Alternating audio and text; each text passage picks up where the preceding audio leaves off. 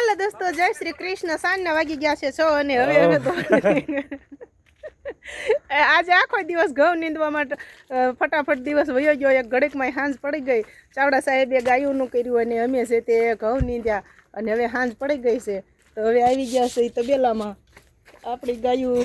વાહ, ચાવડા સાહેબે જો કેન લઈ પણ લીધા. હાસુ હાસુ દોવાનું શરૂ કરી દેવું છે. એટલે આ તો ચાવડા સાહેબ તો હાસુ હાસુ દોવા હલવા માંડ્યા. તો હવે આમ થાય વાગી ગયા છે 6:15 એટલે દોવાનું ચાલુ કરી દેવું પડશે.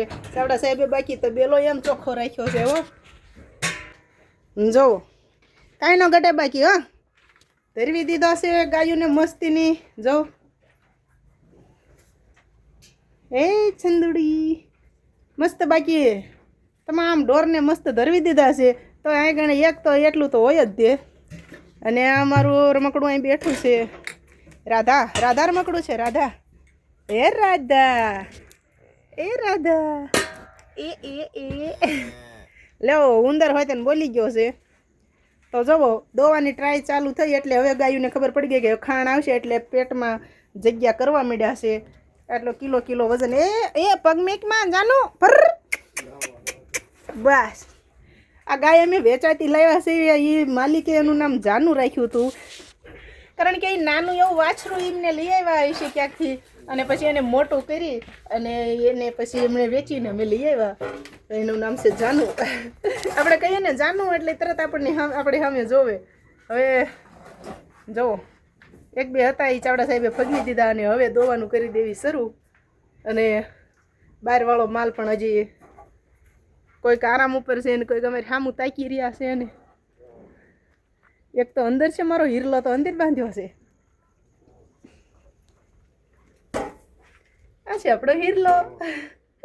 હાસો હીરો હો બાકી રે મારો હિરલો છે. મારો હિરલો જે કે અમારી પાસે બધા હાસા હીરા જ છે. કાંઈ ન ઘટે. બધી ગાયું મસ્તીની જ છે. જો પાછળ હિરલો રહ્યો એક ગંગા. એ ગંગા છે. એ ગંગા ખમ્મા તને. આ છે મારો હિરલો.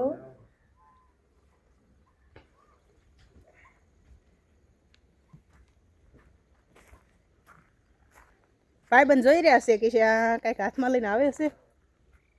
કેમ છો ભૂદિયા ભાઈ? આનું નામ છે ભૂદિયો.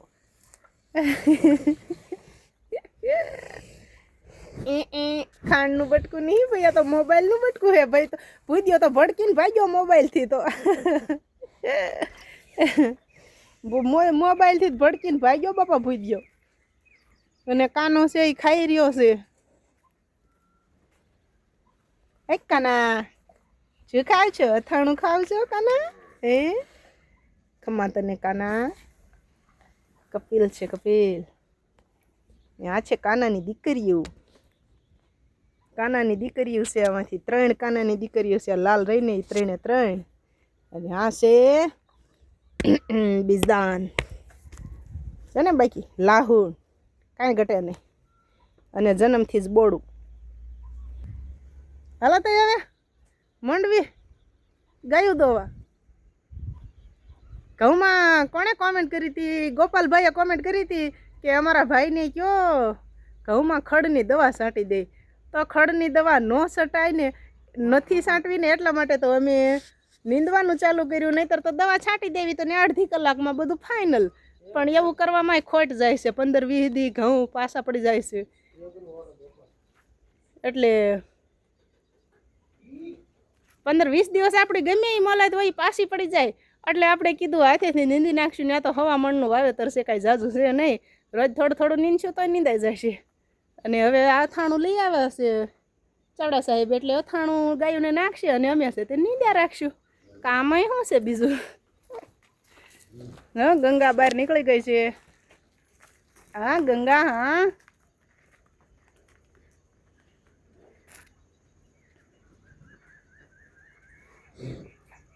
હા ગંગાની બેનપણી જો હિહોરા માથે હિહોરા મંડી કરવા એકલી પડી ને એટલે અંદર. શું છે બેનપણી એકલી પડી ને તો હિહોરા માથે હિહોરા મંડી કરવા. આમ શું ઉતાવળ કરે કે દેખાતું નથી. કાળિયું હે છે કાળી. તમારી ચંદેરી છે. મારી ચંદેરી અજવાળે જા તો તને કોઈક જોવે. ખાલી બુટિયું જ દેખાય છે તારું.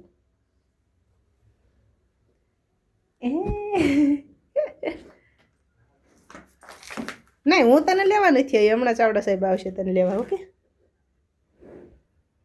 અમે અંધારામાં જો આવા દેખાય છે ભૂત જેવા, તો અમારી આ કાવડી તો ક્યાંથી ને દેખાય. અમારી આ કાવડી તો ક્યાંથી ને દેખાય. કાવડી છે અમારી કાવડી.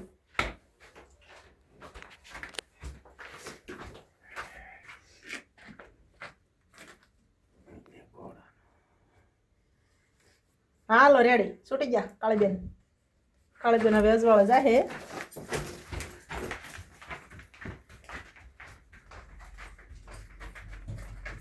બાપા મોટા ભોંયરામાંથી બહાર નીકળતી હોય એવો સીન આવે છે ને. હાલો બંધાઈ ગયા બધા બારા.